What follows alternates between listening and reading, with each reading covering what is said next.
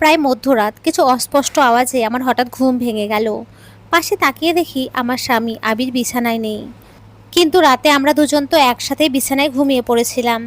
তৎক্ষণাৎ আমি আবিরকে বিছানায় না পেয়ে অতি সাবধানে ভারী পেটটা নিয়ে কোনো মতে আস্তে ধীরে চেপে ধরে বিছানা থেকে খুব সাবধানে কষ্ট করে উঠলাম। তারপর আস্তে ধীরে এগিয়ে গেলাম। আমি ড্রয়িং রুমে যখন আসলাম তখন শুনি আওয়াজটা আমার ছোট বোনের রুম থেকে ক্রমশই আসছে। পরিচিত এই আওয়াজটা শুনে আমার আর বুঝতে বাকি রইল না ভেতরে ঠিক কী চলছে কিংবা কী হচ্ছে। তৎক্ষণাৎ আমি আর ওই মুহূর্তে ওখানে দাঁড়িয়ে থাকতে পারছিলাম না। আমার সারা শরীর কাঁপছিল, সারা শরীর ক্রমশ অবশ হয়ে আসছিল। আমার শ্বাস প্রশ্বাস ঘন থেকে তীব্রভাবে ঘনতর হয়ে আসছিল। তখন মনে হচ্ছিল এই বুঝি আমার দম বন্ধ হয়ে এখনই মাথা ঘুরে ফ্লোরে পড়ে যাব, কিংবা আমার প্রাণ পাখিটা বুঝি এক্ষুনি দেহ থেকে উড়ে চলে যাবে দূরে অন্তরিক্ষে। তারপর কোনো রকমে কোনো মতে নিজের অচল দেহটাকে টেনে হিঁচড়ে নিজের রুমে চলে আসলাম। চোখের জল খানিকটা মুছে বিছানায় আবারও শুয়ে পড়লাম কোনো মতে। তারপর ভাবতে লাগলাম, শেষে কিনা আমার ভাগ্যটাতেও এইভাবে কলঙ্কের দাগ লাগলো।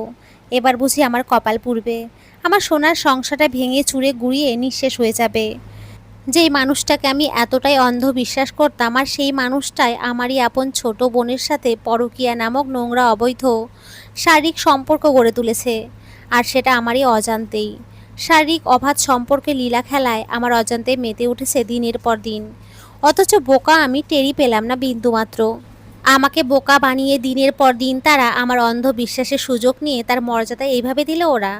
অথচ সেই আমি এতদিন জেনে এসেছি আমার প্রাণপ্রিয় স্বামী আমার ছোট বোনকে নিজের বোনের চোখে দেখে, আর এই প্রতিদান তারা উভয়ে আমাকে এইভাবে দিল। আমি নিশা 7 মাসের প্রেগনেন্ট। এই অবস্থায় দেখাশোনা করার জন্য আমার অতি আদরের ছোট বোন নিতুকে বাসায় নিয়ে এসেছিলাম। মা বাবারও অবশ্য এতে কোনো আপত্তি ছিল না। বোনের বাসায় তার ছোট বোন থাকবে, এতে আবার আপত্তি কিসের? আমি ভেবেছিলাম ছোট বোনটা আমার টুকটাক কাজের পাশাপাশি যেন রান্নাবান্নার কাজটাও করতে পারে, যাতে আমার স্বামী আবিরের খাওয়া দাওয়ার কোনো অসুবিধা না হয়। অথচ বোকা আমি এটাও বুঝতে পারিনি ছোট বোন আমার স্বামীর ক্ষুধা নিবারণের পাশাপাশি শারীরিক ক্ষুধাটাও এইভাবে রাতের অন্ধকারে আবদ্ধ রুমে মেটাবে। বেশ কিছুক্ষণ পর আবির আস্তে আস্তে পা টিপে অতি সাবধানে আমাদের রুমে ফিরে আসলো। আমার ঘুম যেন ভেঙে না যায়, কিংবা আমি যাতে তার এই অবৈধ সম্পর্কের পরিণয় জানতে না পারি, তাই কোনোরূপ বিন্দু পরিমাণ শব্দ না করে বিছানায় আস্তে শুয়ে পড়ল নিঃসংকোচে, কিংবা নিঃশব্দে বিনা দ্বিধায়। পরের দিন সকালে আবির অফিস যাওয়ার আগে রেডি হয়ে আমার গলা জড়িয়ে ধরে ভীষণ আদুরে আহ্লাদে মাখা অতি দরদি কণ্ঠে বলল, প্রিয়তমা, আমি অফিসে যাই কেমন? তুমি বরং নিজের খেয়াল রাখার পাশাপাশি আমার অনাগত ছোট্ট সন্তানের দিকেও খেয়াল রেখো। আগে আমার স্বামী আবিরের মুখ থেকে প্রিয়তমা ডাকটি শুনলে আমার দেহ মন প্রাণটি যেন জুড়িয়ে যেত, কিন্তু এই মুহূর্তেই বহুরূপী অমানুষটার মুখ থেকে প্রিয়তমা ডাকটি শুনে আমার সারা শরীরে যেন আগুন দাউ দাউ করে জ্বলছে। সারা শরীর রাগে ক্ষোভে ঘিন ঘিন করছে। মাথার মস্তিষ্কে রক্তগুলো যেন তৎক্ষণাৎ উত্তপ্ত অনলে দাউ দাউ করে উতলে উঠছে। তারপর ঠিক সেই মুহূর্তে ছোট বোনটাকেও দেখলাম ভীষণ সাজসজ্জা করে, কি প্রশান্তিময়। সুখী সুখী মুখে প্রশান্তির একরাশ হাসি ফুটিয়ে আমার পাশে এসে দাঁড়িয়ে বলল, আপু, আমিও একটু ভাইয়ার সাথে বের হলাম, একটু দরকারে ভার্সিটি যেতে হবে আমাকে। আমি ঘন্টাখানেক পরই এসে পড়ব। ভাইয়া অফিসে যাওয়ার পথে আমায় না হয় নামিয়ে দেবে। আচ্ছা, এত সাজসজ্জা কার জন্য? আবিরের জন্য নাকি? তার ছেলের একটা হাসি আসলো মুখে। আমিও তৎক্ষণাৎ আমার আদরের ছোট বোনের দিকে তাকিয়ে একটু ঘৃণা মিষ্টিত্ব অতি তাচ্ছিলের একটা মৃদু হাসি দিলাম। আমার এই হাসিটার মাঝে যে কতটা আকাশ এবং এক পাহাড় সম ঘৃণা লুকিয়ে আছে, সেটা শুধু কেবলমাত্র আমি জানি। যে বোনকে সেই ছোট্টবেলা থেকে কোলে পিঠে করে এত বড় আদর ভালোবাসা দিয়ে এত বড় করেছি, মানুষ করেছি, এত এত যত্ন নিজের হাতে করেছি, অথচ দিন শেষে সেই বোনই কিনা আমাকে পেছন থেকে আমার অজান্তেই আমার পিঠে ছুরি মারল। আচ্ছা, ওর কি বিন্দুমাত্র বুক কাঁপল না? আচ্ছা, এমন পাপ এবং ঘৃণিত কাজের জন্য ওর মধ্যে কি কখনো অনুশোচনা হয় না? অতঃপর এই কথা বলেই আমার ছোট বোন আমার স্বামী আবিরকে টেনে তার সাথে করে নিয়ে যেতে লাগলো। আমার স্বামীর হাতও আগে এইভাবে ধরলেও আমার কখনো এত কষ্ট হয়নি। আর যেভাবে ওর হাতে আমার স্বামীর হাত দেখে আমার ভেতর থেকে কেমন জানি যন্ত্রণা হচ্ছে। সেই মুহূর্তে আমার যে কী পরিমাণ কষ্ট হলো তা আমি কখনো কোনো ভাষায় বোঝাতে পারবো না। আমার তখন মনে হচ্ছিল আমার কলিজাটা বুঝি কেউ একজন ভেতর থেকে ভোঁতা ছুরি দিয়ে ফালা ফালা করে কেটে ক্ষতবিক্ষত করে টেনে হিঁচড়ে ছিঁড়ে কেটে কুটে ফেলছিল। অবশেষে ওরা দুজন চলে গেল তাদের নিজস্ব গন্তব্যে। তখন বিকেল 6:30, সূর্য ডুবে ঘন আধারে বিলীন হয়ে যাচ্ছে চারিপাশ। মুক্ত পাখি, সেই সাথে কাকপক্ষীগুলো ফিরে গেছে আপন নীড়ে। গোধূলি লগ্ন পেরিয়ে গেল সেই কোনো মুহূর্তে। দিনের আলোয় অনুপস্থিতে কৃত্রিম আলো সেজে উঠেছে রাস্তাঘাট। কিন্তু নিতু এখনও বাসায় ফিরে আসলো না। দেখতে দেখতে প্রায় সন্ধ্যা ঘনিয়ে এসেছিল। পশ্চিম আকাশে লাল সিঁদুর রঙা আবিরও মিলিয়ে গেল অন্তরিক্ষের বুক থেকে। আমার ছোট বোনের ভার্সিটি থেকে আসার কথা ছিল প্রায় ঘন্টা 1 কি 2 পর, অথচ সে এসেছে সন্ধ্যার আজানের পর। আমি যখন ওকে প্রশ্ন করলাম, কী রে এত দেরি হলো কেন, তখনও আমতা আমতা করে চোরা মুখে বেশ দীর্ঘ হাসির রেশ টেনে বলল, আসলে আপু, ভার্সিটি থেকে বের হয়ে এক বান্ধবীর বাসায় গিয়েছিলাম, তাই একটু দেরি হয়ে গেল। আমি জানি আমার বোনটা মিথ্যে কথা বলছে, কারণ দুপুরের দিকে আবিরকে যখন বেশ কয়েকবার ফোন করেছিলাম, তখন তাকে ফোনে না পেয়ে আমি অফিসে ফোন দিলাম। তখন অফিস থেকে জানতে পারলাম আবির নাকি আজ অফিসে আসেনি। তৎক্ষণাৎ আমি দীর্ঘশ্বাস ফেললাম। বুঝলাম হয়তো কোনো আবদ্ধ রুমে আবির আর আমার বোন একান্ত ব্যক্তিগত সময় পার করে এসেছে নিজেদের। সেই দিন, সেই মুহূর্তের পর থেকে প্রতিটা মিনিট, প্রতিটা সেকেন্ড আমি নিজের সাথে যুদ্ধ করেছিলাম। আমি সত্যি তাদের এই অবৈধ অনৈতিক সম্পর্ক মেনে নিতে পারছিলাম না। আমার প্রতিটা ক্ষণে ক্ষণে কষ্ট হচ্ছিল, বুক ভরে শ্বাস নিতে ফেলতেও আমার ভীষণ কষ্ট হচ্ছিল। আমার স্বামী, আমার আপন আদরের ছোট বোন, তারা আমার সাথে কিভাবে পারলো এমন জঘন্য প্রতারণা করতে, কিভাবে পারলো এমন বেইমানি করতে, কিভাবে পারলো এমন না ফরমানি করতে। আচ্ছা, তাদের কি একটুও বুক কাঁপেনি? এত বড় জঘন্য কাজ তারা কিভাবে করলো আমার সাথে, আমার অজান্তেই? তারা একটা বারও কি ভাবলো না আমি যখন জানতে পারবো তখন আমার কি অবস্থা হবে? তখন তাদের প্রতি আমার এই অন্ধ বিশ্বাসের কি মর্যাদা হবে? হয়তো তারা একটু সুখের খোঁজে পাপ কাজে জড়িয়ে হিতাহিত জ্ঞান বুদ্ধিও হারিয়ে ফেলেছিল। নিজের দগ্ধ হৃদয় নিয়ে প্রতিনিয়ত আমি ক্রমে ক্রমে পাথর হয়ে যাচ্ছিলাম। ছিন্ন ভিন্ন দগ্ধ পোড়া হৃদয় নিয়ে তারপর অনেক ভাবনা চিন্তা করলাম। এখন যদি আমার সংসারটা টিকিয়ে রাখতে চাই, তাহলে এদের নোংরামিগুলো আমাকে প্রতিনিয়ত দুই চোখ বুজে সহ্য করে নিতে হবে। আর যদি ওদের নোংরামিগুলো প্রকাশ করি, তাহলে আমার সোনার সংসারখানা খান খান করে ভেঙে চুরে ধূলিসাৎ হয়ে যাবে, কাচের টুকরোর মতো। সাথে আমার মা বাবারও বদনাম হবে, সমাজে অসম্মান হবে, যেটা আমি কখনোই একজন মেয়ে হয়ে মানতে পারবো না, সহ্য করতে পারবো না। আর একজন মেয়ে তার মা বাবার কখনোই অসম্মান সহ্য করতে পারে না। বেশ কিছুদিন এভাবেই আগের ধারা অনুযায়ী তাদের অবৈধ শারীরিক সম্পর্কে লীলাখেলা চলছিল খুব করে। আমিও মুখ বুজে চুপ করে পড়ে রইলাম, কিন্তু ভেতরে ভেতরে নিজেকে জ্যান্ত কবর দিয়ে দিলাম। আর দেখতে লাগলাম নিজের অতি প্রিয় আপন মানুষগুলোর অমানুষী বহুরূপী বহুরূপ, অতি ফিকে খোলস। বেশ কিছুদিন পর একদিন সকালে বাবা মা আমাদের বাসায় আসলেন আমাকে নিয়ে যেতে তাদের সঙ্গে। মা বাবা চায় আমি যেন আমার বাচ্চাটা হওয়ার আগ পর্যন্ত ওনাদের সাথেই থাকি। আমি তৎক্ষণাৎ ওনাদের বললাম, না, আমি কোথাও যাব না, আমি এখানেই থাকবো। আমার এমন কথা শুনে পাশে বসে থাকা আবির বলল, কেন যেন একটু বিরক্ত বোধ করলো। তারপর বলল, নিশা, তুমি হয়তো আমার কথা ভেবেই মা বাবার সাথে যেতে রাজি হচ্ছ না, তাই না? আচ্ছা শোনো, আমার কথা তোমার এত ভাবতে হবে না। এই কয়দিন একটু আধটু না হয় কষ্ট হবে, কিন্তু আমি মানিয়ে নেব। তাছাড়া তোমার বোন না হয় এখানেই থাকুক, তাহলে ওর ভার্সিটিতে নিয়মিত ক্লাস করতে পারবে, আর আমারও খাওয়া দাওয়ার ব্যাপারে কোনো সমস্যা হবে না। ঠিক তখনই আমাদের পাশে বসা আমার ছোট বোন বেশ উচ্ছ্বাসিত স্বরে বলল, আপু ভাইয়া আসলেই একদম ঠিক কথাই বলেছে, আমাদের বাসা থেকে ভার্সিটি অনেক দূর। আমার বোনের এমন উচ্ছ্বাসিত হাসি মুখ দেখে আমার আর বুঝতে বাকি রইল না তারা আসলে ঠিক কী চায়।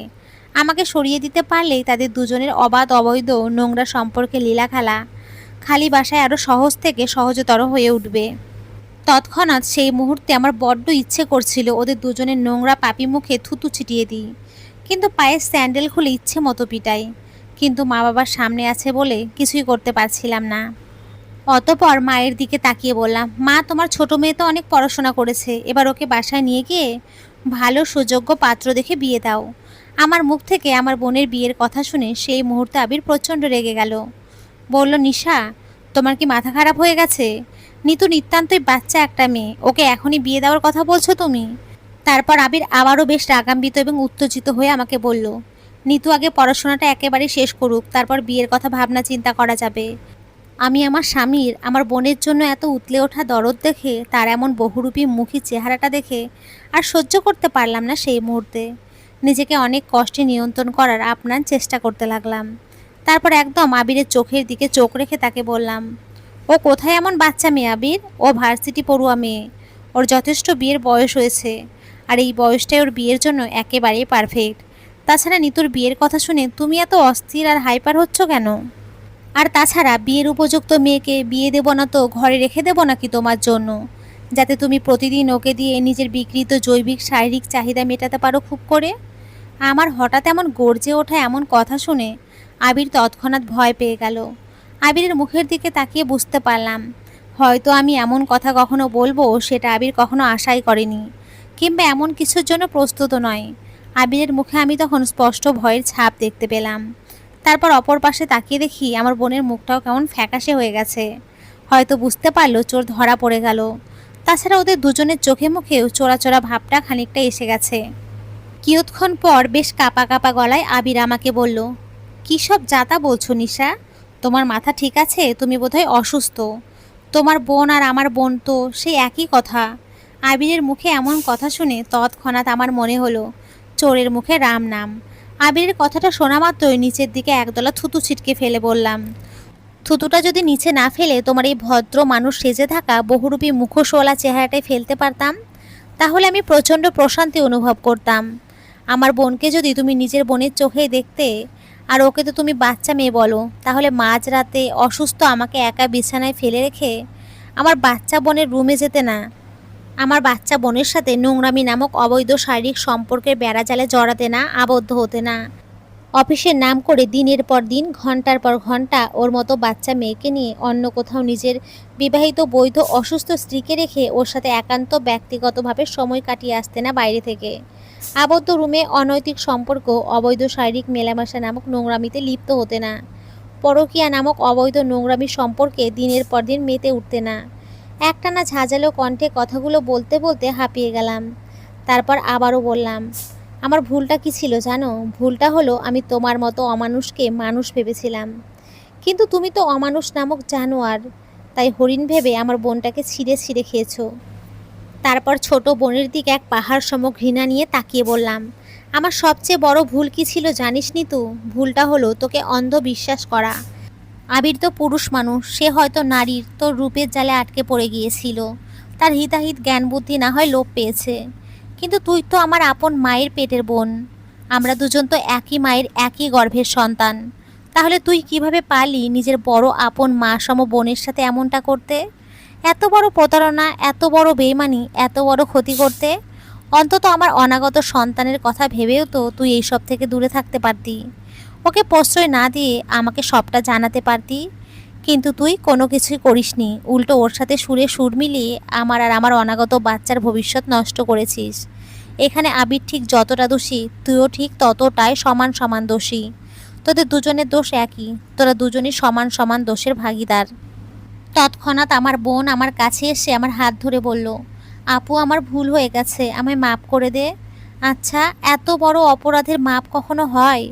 মানুষ ভুল করলে মাপ করা যায়, কিন্তু জেনে শুনে বুঝে এমন অপরাধ করলে কিভাবে তাকে মাপ করা যায়? তাছাড়া যেখানে তারা দুজনই ম্যাচিওর, দুজনেই শিক্ষিত, দুজনেই বুঝদার। তৎক্ষণাৎ আমি একরাশ ঘৃণা মিশ্রিত মুখে ছোট বোনের হাতটা সরিয়ে দিলাম। মা বাবার দিকে তাকিয়ে খেয়াল করলাম ওনারা দুজনেই মাথা নিচু করে নিঃশব্দে কান্না করছেন। তারপর আমি উঠে ওনাদের পাশে বসলাম, দুজনের পিঠে হাত দিয়ে কাছে টেনে জড়িয়ে ধরে বললাম, মা বাবা তোমরা দুজন অযথা কষ্ট পেও না। আসলে আমার কপালটাই হয়তো এমন, আমার কপালে বিধাতা যা লিখে রেখেছিল ঠিক তাই হয়েছে। তোমরা বরং নিতুকে নিয়ে যাও, ভালো পাত্র দেখে ওকে বিয়ে দিয়ে দাও। আর মা বাবা, আমার জন্য একদম চিন্তা করো না, আমার সঠিক সময় হলেই আমি আমার যোগ্য রাস্তা খুঁজে বের করব। আমার বাবা মা সেদিন এক পাহাড় সম দুঃখ নিয়ে অপরাধবোধের অনলে দগ্ধ হয়ে দুপুরের দিকে ছোট বোন নিতুকে নিয়ে চলে গেল। ওনারা চলে যাওয়ার পর বেশ কিছুক্ষণ পর আবির আমার রুমে আসলো। তারপর কাচুমাচু করে ইতি উতি করলো কিছুক্ষণ। আমি তৎক্ষণাৎ চুপ করে রইলাম, তার সাথে কথা বলার মানসিকতায় আমার মধ্যে আর অবশিষ্ট নেই। অতঃপর আবির আমার নিকটে বসে খানিকটা মাথা নত করে বলল, আমার ভুল হয়ে গেছে নিশা, এবারের মতো আমাকে ক্ষমা করে দাও। আসলে তুমি প্রেগনেন্ট ছিলে তো, তাই তোমাকে সেভাবে আমি আর কাছে পাচ্ছিলাম না। আর তাই তৎক্ষণাৎ আমি আবিরকে থামিয়ে দিয়ে বাকিটা আর শোনার প্রয়োজন বোধ করলাম না। তারপর আবিরকে আবারও বেশ চওড়া এবং কঠোর গলায় বললাম, জানো আবির, কিছু কিছু ভুলের মাপ হয়, কিন্তু অপরাধের মাপ হয় না। তুমি ছোট্ট বাচ্চাটিও এখন আর নও, তুমি যথেষ্ট ম্যাচিওর, বুঝদার, শিক্ষিত একজন পুরুষ। সেখানে তোমার ভুল থাকতেই পারে, তবে জেনে শুনে স্ব ইচ্ছায় অপরাধ কাম্য নয়। তুমি যদি বারবার ভুল করতে, আমি তোমায় বারবার নিঃসংকোচে মাফ করে দিতাম। কিন্তু তুমি তো ভুল করনি, তুমি স্ব ইচ্ছায় জঘন্যতম পরকীয়া নামক অপরাধ করেছো। ইসলামে এই জঘন্যতম পাপের পরিণাম জঘন্য রকমভাবে শাস্তি দেওয়া হয়। তুমি নিজের অনাগত সন্তানের কথা না ভেবে পরকীয়া নামক অবৈধ নোংরা সম্পর্কে জড়িয়েছো। তুমি তো জানতে একজন নারী পৃথিবীতে সব কিছুর ভাগ দিতে পারলেও তার স্বামী এবং সন্তানের ভাগ কখনো কারোর সাথে ভাগ করতে পারে না। আর তুমি সেই কাজটাই করেছো, যেটা আমাকে তিলে তিলে কষ্ট দেওয়ার জন্য। তোমার এই নোংরামির পরিমাণ আমার সন্তানের উপর বিরূপভাবে প্রতিক্রিয়া সৃষ্টি করবে। তুমি একটা বারও ভাবোনি যেখানে আমি তোমার সন্তানকে পৃথিবীর আলো দেখাতে প্রতিনিয়ত কষ্ট করে যাচ্ছি, সেখানে তুমি তোমার জৈবিক চাহিদা মেটাতে বিকল্প উপায় খুঁজতে ব্যস্ত। ছি আবির, ছি। শোনো আবির, তোমার সাথে আমি বর্তমানে থাকছি তার মানে এই নয় যে আমি সবসময় তোমার সাথে থাকবো। এখন তোমায় ডিভোর্স দিতে চাইলে এটা নিয়ে অনেক প্রশ্ন উঠবে, ঝড়ঝাপটা আসবে। আমি এই শারীরিক দুর্বলতা কিংবা শারীরিক এই অবস্থায় এসব একদম নিতে পারবো না। তাই আমি এখন ডিভোর্সের সিদ্ধান্ত নিচ্ছি না। তার মানে এই নয় যে তুমি অপরাধের মাপ পেয়েছো। আর আমি তোমার অবৈধ সম্পর্কের জিনিসটা কারো সামনেই প্রকাশ করতে চাই না। তোমাকে আমি যথেষ্ট সম্মান করতাম, তুমি সেটাও হারিয়েছো। সেই সম্মানের ছিটে ফোঁটা থেকে আমি ব্যাপারটা গোপন রাখছি। আর আমার উপযুক্ত সময় হলে আমি ঠিকই তোমার কাছ থেকে অনেক দূরে সরে যাব। একজন নারীর কাছে তার আত্মসম্মান, আত্মমর্যাদাটা সবচেয়ে বড়, সবচেয়ে বেশি। তোমার ভালোবাসা সর্বোপরি সমাপ্ত করে বিসর্জন দিয়ে আমি যুগ যুগান্তর বেঁচে থাকতে পারবো অনায়াসে। কিন্তু আমি আমার আত্মসম্মান, আত্মমর্যাদা বোধ শেষ করে বিসর্জন দিয়ে তোমার সাথে সম্পর্ক কন্টিনিউ করতে পারবো না। আর সেটা কখনোই সম্ভব নয়। আর আজকের পরে তো নয়ই। আর আমি তোমায় আজকে এক মুহূর্তে আমাদের সম্পর্কের বেড়াজাল থেকে, বন্ধন থেকে চিরমুক্তি দিলাম। আজকের পর থেকে তুমি একদম বন্য প্রাণীর মতো স্বাধীন। তোমার লাইফ, তোমার ডিসিশন এবং তোমার চয়েস। তবে তোমার পছন্দ যে কোথাও থাকতেই পারে। তবে তুমি চাইলে আজকের পর থেকে যার সাথে খুশি তার সাথে যা ইচ্ছা তাই করতে পারো। আমার এতে কোনো বিন্দু মাত্র সমস্যা নেই, কিংবা বিন্দু মাত্র কোনো আক্ষেপও থাকবেও না। কারণ তোমাকে আমি মানুষ না, অমানুষ নামক নর্দমার কীটপতঙ্গ মনে করি। জীবনটা হলো রেল লাইনের উপরে দুজনে হাত ধরে হাঁটার মতো।